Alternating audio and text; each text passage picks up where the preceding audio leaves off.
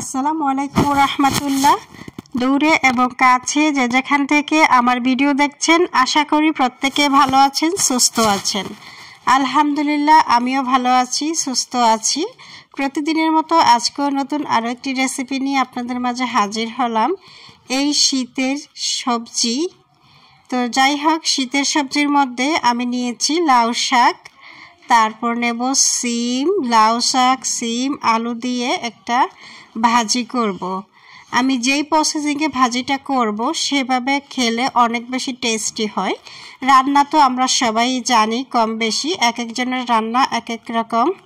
তো আমি একটু ভিন্ন রকমভাবে রান্নাটা করব, আপনারা পুরো ভিডিওটা স্কিপ না করে দেখতে থাকুন। তো সিমগুলো প্রথমেই আমি কেটে ক্লিন করে নিয়েছি, তারপরে আলু দিয়েছি, সিম আলু একটা সসপ্যানে দিয়ে শাকগুলো দিয়ে দিলাম। এখন দিয়ে দেব সব ধরনের মশলা, অর্থাৎ শাক রান্না করতে আমি যেই মশলাগুলো ব্যবহার করব।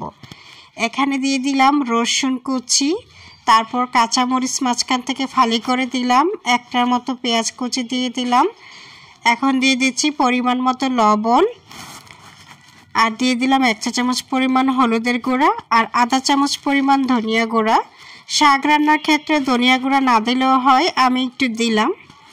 তো এবার সব কিছু দিয়ে চুলাটাকে অন করে নেড়ে চেড়ে শাকটাকে ভালোভাবে কুক করব সিদ্ধ হওয়ার আগ পর্যন্ত। তো আপনারা যারা যারা আমার ভিডিওটা ফেসবুক পেজ থেকে দেখছেন, অনুরোধ রইল ফলো দিয়ে সাথে থাকবেন। আর যারা যারা আমার ভিডিওটা ইউটিউব থেকে দেখছেন, অনুরোধ রইল আমার চ্যানেলটাকে সাবস্ক্রাইব করে দিবেন এবং পাশে থাকা বেল আইকনে টিপ দিয়ে ওকে করে দিবেন। যখনই আমি রান্নার নতুন কোনো ভিডিও আপলোড করব, আপনার কাছে নোটিফিকেশন চলে যাবে।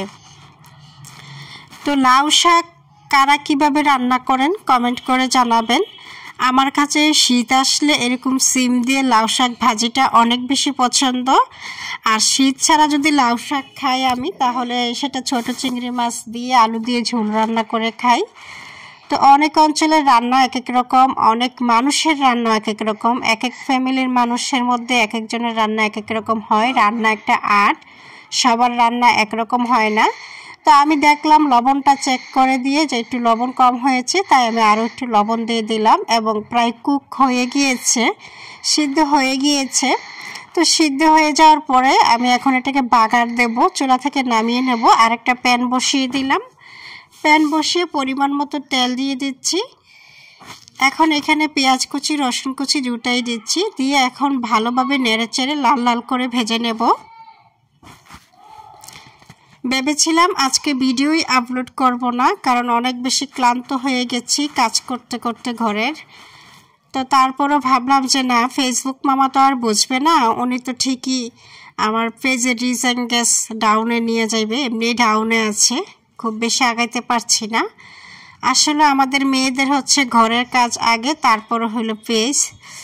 যাই হোক, বাগার দিয়ে দিলাম লাল লাল করে পেঁয়াজ রসুন ভেজে।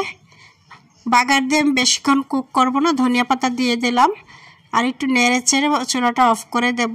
আর একটু একটু ঝোল থাকবে, মাখানো ঝোল, তাহলে আমার কাছে লাউ শাক ভাজিটা এভাবে খেতে ভালো লাগে। একদম শুকনা করে ফেললে খেতে বেশি একটা ভালো লাগে না আমার কাছে।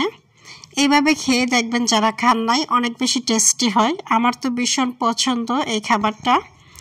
তো আমি খাবারের জন্য পরিবেশন করে নিচ্ছি। আমার রান্না যদি আপনাদের কাছে বিন্দু পরিমাণও ভালো লাগে, তাহলে অবশ্যই লাইক কমেন্ট শেয়ার করবেন বন্ধুরা। কেমন হলো আমার লাউ শাক রান্না অবশ্যই কমেন্টের মাধ্যমে জানাবেন। আপনাদের কমেন্টের আশায় আমি থাকি। যাই হোক বন্ধুরা, আজকের মতো আল্লাহ হাফেজ। আবারও দেখা হবে নতুন কোনো রেসিপিতে।